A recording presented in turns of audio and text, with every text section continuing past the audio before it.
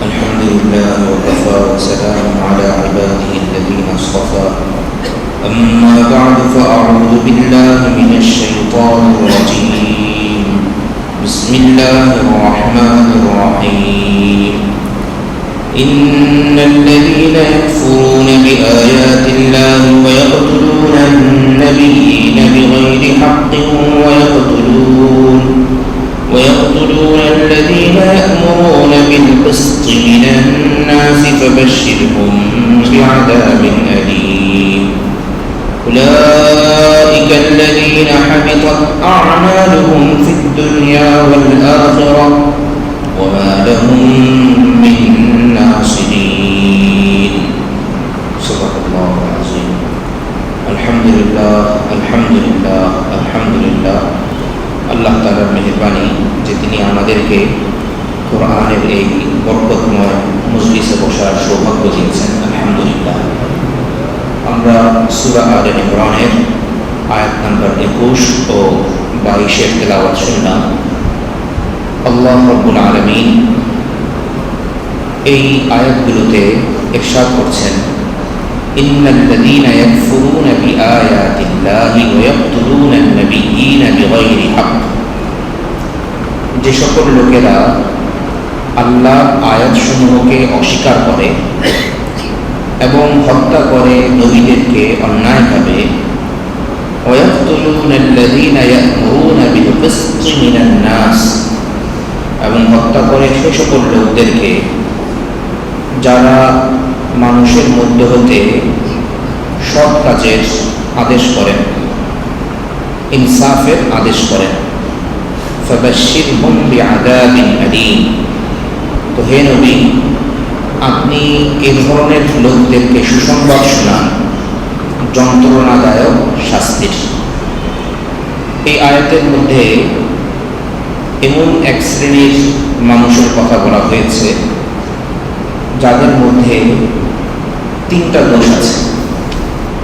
এই 3টা দোষ যাদের মধ্যে ছিল এবং বর্তমানেও যারা এই দোষগুলোকে সমর্থন করে, সমর্থন করার অর্থ হচ্ছে সেই দোষগুলো বর্তমানেও তাদের মধ্যে আছে, তারা হচ্ছে ইহুদি জাতি। প্রথম দোষ কি? প্রথম দোষ হচ্ছে আল্লাহর আয়াতসমূহকে অস্বীকার করা, কুফর। কুফর কাকে বলা হয়? কুফর বলা হয় ইনকারু বা'দি মা আতান নবী সাল্লাল্লাহু আলাইহি ওয়াসাল্লাম, প্রিয় নবী হযরত মুহাম্মদুর রাসূলুল্লাহ সাল্লাল্লাহু আলাইহি ওয়াসাল্লাম আল্লাহ তাআলার পক্ষ থেকে যা এনেছেন তার কোনো এক অংশকে অস্বীকার করা। কোনো এক অংশকে অস্বীকার করাকেই বলা হয় কুফর। পুরো শরীয়তকে অস্বীকার করা জরুরি না কাফের হওয়ার জন্য। কাফের হওয়ার জন্য এতটুকুই যথেষ্ট যে ব্যক্তি হুজুর সাল্লাল্লাহু আলাইহি ওয়াসাল্লামের আনিত কোনো বিষয়কে অস্বীকার করে। এই অস্বীকারের বিষয়টি বিভিন্নভাবে প্রকাশ পেতে পারে। কখনো অস্বীকারের বিষয়টি সরাসরি মৌখিক কোনো কথার মাধ্যমে প্রকাশ পেতে পারে। যে কোনো ব্যক্তি বলল যে সে দ্বীনকে অস্বীকার করে, আল্লাহকে অস্বীকার করে, নবীকে অস্বীকার করে, কোরআনকে অস্বীকার করে, বা কোরআনের কোনো একটা আয়াতকে, কোরআনের কোনো একটা অংশকে অস্বীকার করে। এ তো সে সরাসরি বলে দিল। এই ক্ষেত্রে সংশ্লিষ্ট ব্যক্তি কাফের হয়ে যাবে।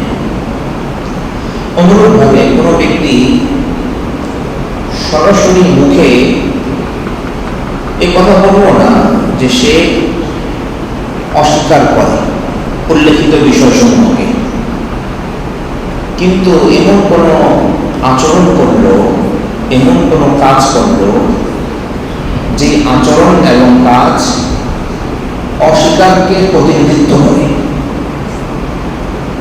যে আচরণ বা কাজ অস্বীকারকে প্রতিনিধিত্ব করে। যেমন আল্লাহ অথবা তার রাসূলকে, কোরআনকে, অথবা এর যে আলামতগুলো আছে, সিম্বল যেগুলো আছে, মক্কা, কাবা শরীফ এবং মসজিদ, কোরআন মাজিদ যেখানে চর্চা হয় ইত্যাদি, এগুলোকে অবজ্ঞা করল, এগুলোকে অবজ্ঞা করল, তাহলে এটাও কাফের হওয়ার একটা দলিল। এটাকে বলা হয় ইস্তিহজা। সরাসরি এটা বলে নাই যে সে অস্বীকার করছে, কিন্তু অবজ্ঞা করছে। তো এরকম ভাবে কাফের হওয়ার জন্য কোন ব্যক্তির কুফর প্রমাণিত হওয়ার বিভিন্ন রকমের আলামত আছে।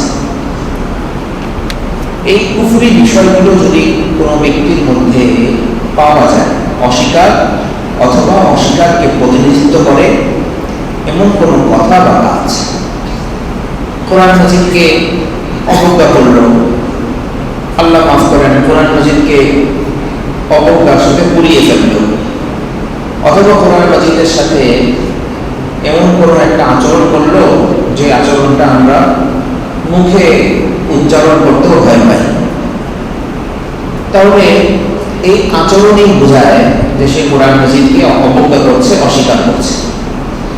এই ব্যক্তির নতুন করে ঈমান আনতে হবে, এই ব্যক্তির নতুন করে ঈমান আনতে হবে।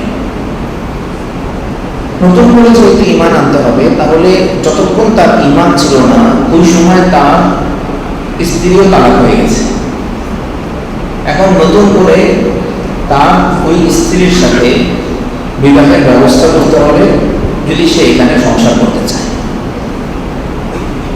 কোন কোন কাজ করলে মানুষ কুফরিতে লিপ্ত হতে পারে, মানুষ কাফের হয়ে যেতে পারে, এই বিষয়ে ফিকহে ইসলামীর অনেক লম্বা আলোচনা আছে।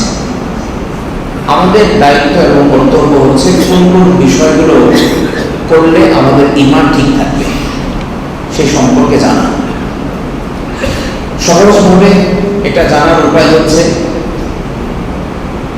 কোরআন মাজিদ এবং হাদিস শরীফ পড়া এবং এর যারা চর্চা করেন তাদের সাথে উঠা বসা করা। কোরআন এবং হাদিস যারা চর্চা করেন তাদের সাথে উঠা বসা করা, নেককারদের সহবত গ্রহণ করা, পরে কতটুকু পথে বা আগানো যায়। যখন একজন গাইড থাকেন, পরামর্শক থাকেন, তখন তিনি মাত্র একটা বাক্য বলেন আর কতদূর পর্যন্ত শিক্ষার্থী এগিয়ে যায়। তো এই জন্য পড়ার পাশাপাশি সহবত, নেককারদের সাথে উঠা বসা, এরকম সার্কেলে উঠা বসা করা, যে সার্কেল ঈমান নিজেরা চর্চা করে, ঈমান অন্যদেরকে চর্চা করতে উদ্বুদ্ধ করে, যেখানে আল্লাহ এবং আল্লাহ রাসূলের বিভিন্নভাবে উৎসাহনা হয় বা গাফলতের আলোচনা হয়, অসাবধানতার কথাবার্তা হয়, সে সকল মজলিস আমি না চাইলেও আমাকে কুফরের দিকে নিয়ে যেতে পারে। একটা উদাহরণ দেই কুফরের, এরপরে আমরা সামনে যাচ্ছি। কোনো একটা ব্যক্তি নাপাক একটা কাজ করছে, খারাপ একটা কাজ করছে, ধরেন কোনো একটা ব্যক্তি মদ পান করছে, নাউযুবিল্লাহ। তো এখানে মদ পান করার পরে এটা তো সে একটা হারাম কাজ করছে, কিন্তু সে শব্দ উচ্চারণ করলো সুবহানাল্লাহ, কত মজার জিনিস। সে আল্লাহ তাআলার এই পবিত্র নামের সাথে ব্যঙ্গাত্মক আচরণ করেছে, এই ব্যক্তি কাফের হয়ে গেছে। আরেকটা সরাসরি কুফর না, কিন্তু কুফরের কাছাকাছি। খেলা দেখছে, নিজস্ব কোনো দল, প্রিয় কোনো দলের কেউ তো হওয়ার চান্স নাই, কেউ গোল দিয়েছে, সবার উপর মাশাআল্লাহ সুবহানাল্লাহ। যাদের দিকে দেখা তাকানো আমার জন্য জায়েজ না, এমন কাউকে দেখে তার রূপ সৌন্দর্য বর্ণনা দিতে গিয়ে মাশাআল্লাহ সুবহানাল্লাহ, এটা সে সুবহানাল্লাহকে আল্লাহর নামকে অবজ্ঞা করেছে। খুব আশঙ্কা রয়েছে ঈমান থেকে বের হয়ে যাবে। জিনিসটা কিন্তু ছোট দেখা যাচ্ছে, ছোট সুবহানাল্লাহ দিয়ে বলেছি এখানে, সমস্যা কি? তোর সুবহানাল্লাহ সমস্যা কি?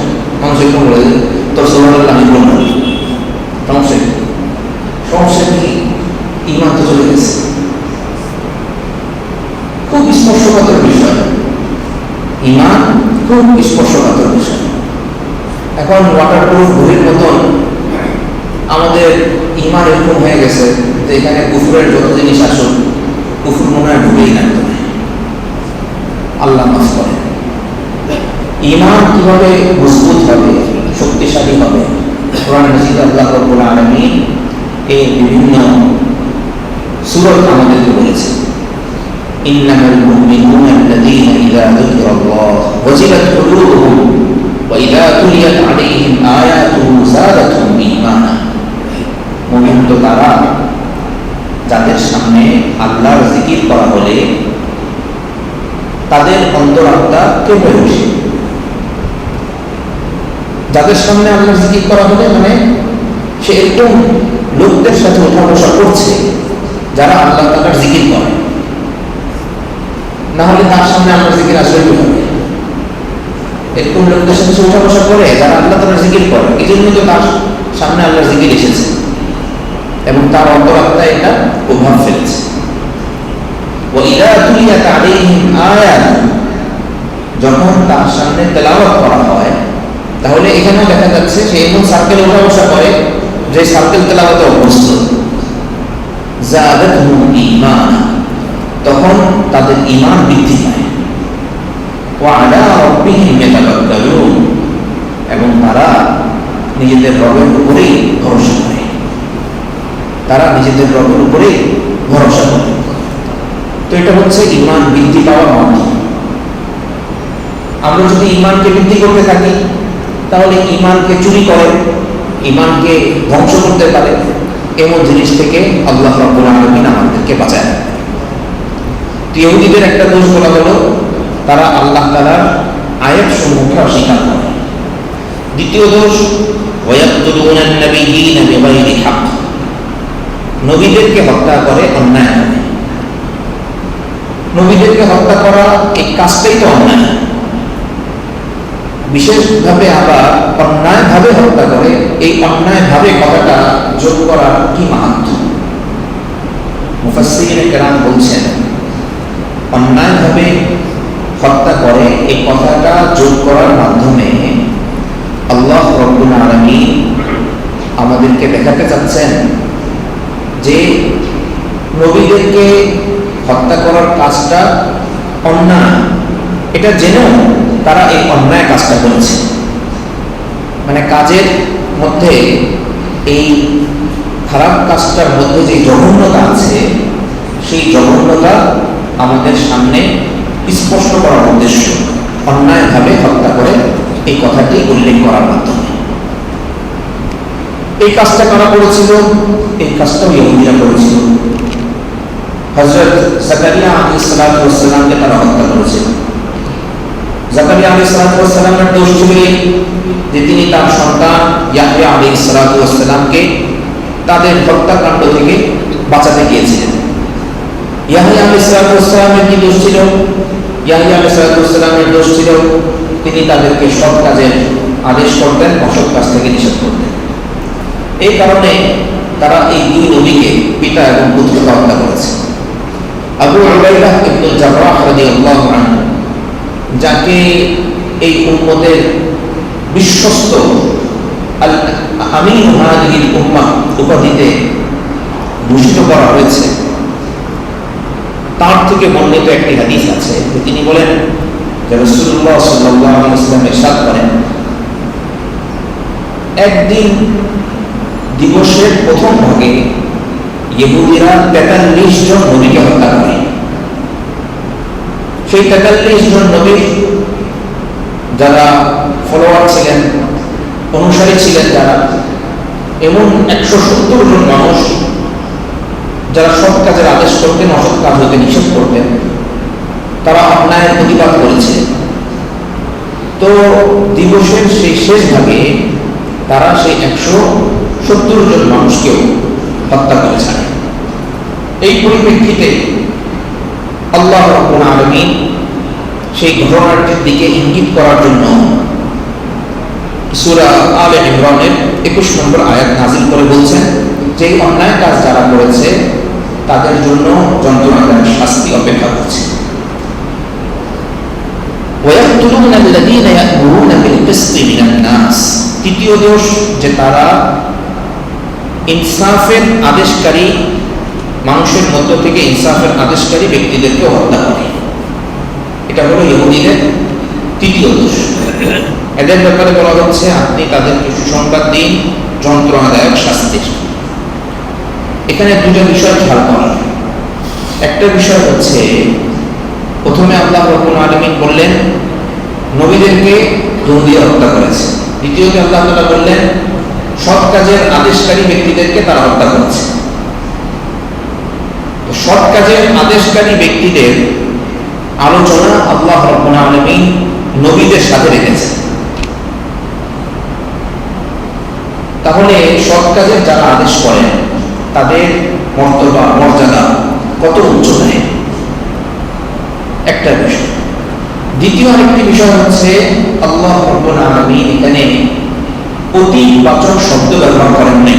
এটা বলেন নাই যারা কুফরি করেছে, নবীদেরকে হত্যা করেছে এবং সৎ কাজের আদেশকারী ব্যক্তিদেরকে হত্যা করেছে, বরং চলমান কালের যে শব্দ মুদারে এর সিগা, চলমান কালের শব্দ ব্যবহার করে আল্লাহ তাআলা বলছেন এরা কুফরি করে, এরা নবীদেরকে হত্যা করে, এরা সৎ কাজের আদেশকারীদেরকে হত্যা করে।